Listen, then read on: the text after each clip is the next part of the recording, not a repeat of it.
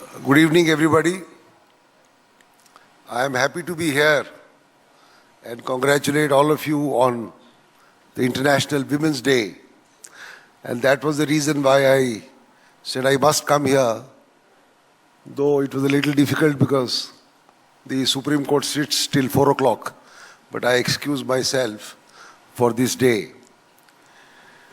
Now, if you look back,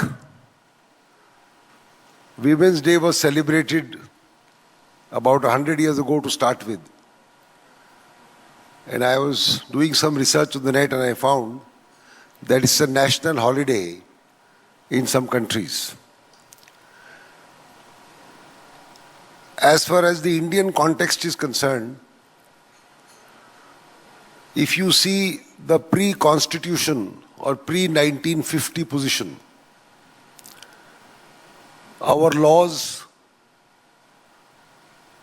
were fashioned and made by the British. So it is the colonial era or the Victorian hangover that we have seen. Many issues have been raised, including Article 377, which is now pending before a larger bench of the court. But what I found, which I think is the most obnoxious part of that era, is in relation to the offense of rape. The law provides, as it stands now, that there is no marital rape. So any forced sexual intercourse between a man and his wife over the age of 15 years is not treated as rape.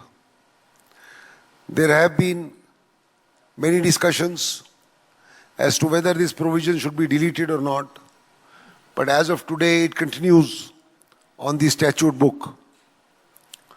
Some part of it is sought to be redeemed by the Domestic Violence Act and so on, but this continues to be, if I may say so, a blot. This is despite the fact that our Constitution makes it clear that there will be no discrimination on account of race, color, creed or gender. And the Constitution imposes the duty that there should be no depravity against women and so on and so forth. But things have gone on. Parliament has moved, although a little slow. It has amended the Hindu Succession Act to provide for more equal rights. But if you see the laws of inheritance based on different religions, take, for example, and surprisingly, the Parsis, a very small community, completely educated, completely enlightened, and very, very forward in all spheres of life, whether professionals, lawyers, doctors, whether businessmen and so on. If a non-Parsi marries a Parsi, then she does not get the rights of a Parsi. The children may, but the woman will not. So we have all kinds of disparity which are going on. And personally, I believe that this mindset that a man is superior because he has more brute strength, this has gone on for a number of centuries, when essentially women were homemakers. There was no light of education, and therefore, coupled with this Victorian era and the relics, that women were treated as chattel. The current government, under the leadership of the Prime Minister, in the Abhiyan of Beti Padhao, Beti Bachao, is taking great leaps forward in providing various schemes for education, nutrition, health. There have been various laws which prohibit dowry, which prohibit child marriage, which prohibit prenatal determination of sex. But my experience shows, doing cases of marital discord, assault, so on and so forth. My experience shows that merely by passing these laws, which are meant to stop these atrocities, or on the other hand, passing laws which will empower women. For example, all the panchayats under the constitution must have a reservation of 1/3. But as far as parliament is concerned, it is stuck in parliament. It was passed by Rajya Sabha, but it is stuck in Lok Sabha because of the mindset of some parties where the male ego, I'm sorry to say, runs supreme. But unless and until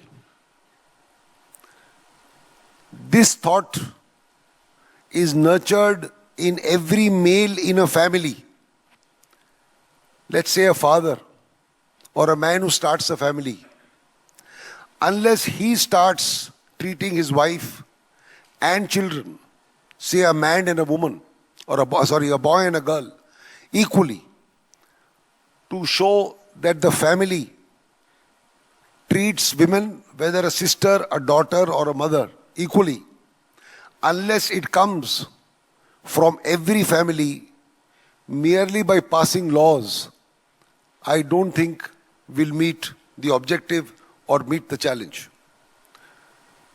Now, if you go back, people used to say that lack of education is the biggest problem. But the kind of cases that I have done in the courts are people who are educated, who are from metropolitan cities, who are doing reasonably well, but still that mindset, still this fact that a male is superior and a woman's place is elsewhere, that continues and persists even today. We have a law on abuse at workplace. I don't know how many such cases are reported because of the domination of the male in a business enterprise. The reporting will also be to a male head.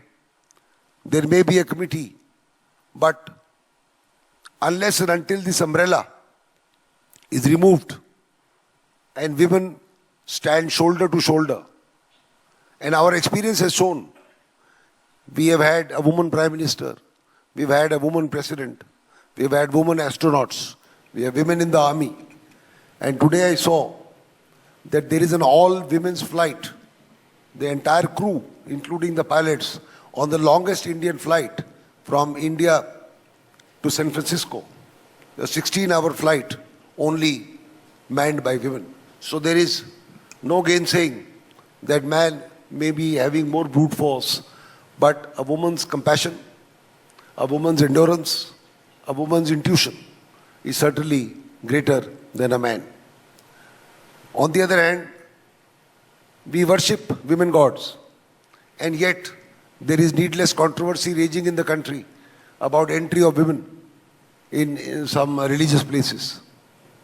To say the least, this discloses a completely ignorant viewpoint, contrary to the Constitution and contrary to the laws. I have seen the work of a lot of NGOs. The NGOs work, they tend to work in isolation. Unless you join hands with the panchayats at the ground level and move on with the district administration,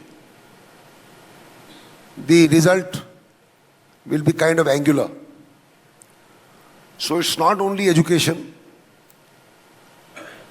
People are educated today. There are states which have near 100% literacy.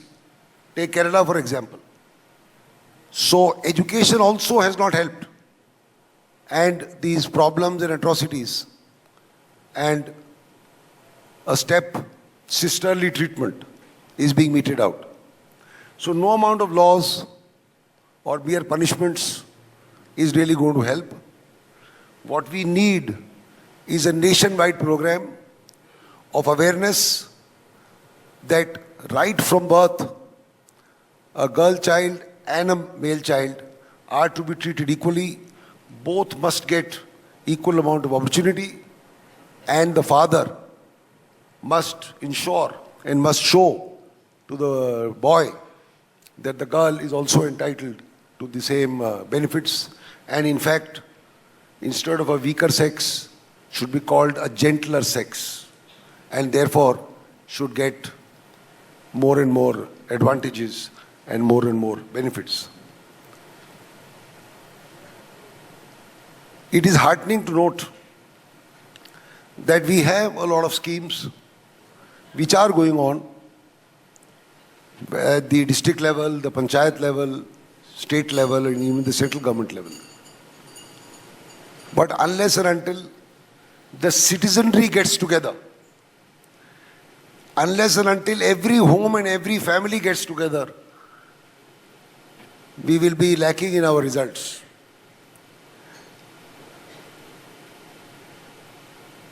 As far as I am concerned, I can tell you that most of my juniors are girl lawyers, and I find them more hardworking, more sincere than their male counterparts. So I would advocate that each one of you must try and give a little more fillip, a little more advantage to a girl student or a girl apprentice or somebody working in an organization. If a man and a woman are kind of equal, you must give a push to the woman, and then only we will understand what it is all about and have a healthy society in which people don't look at women like chattel. That's what I wanted to say. Thank you very much.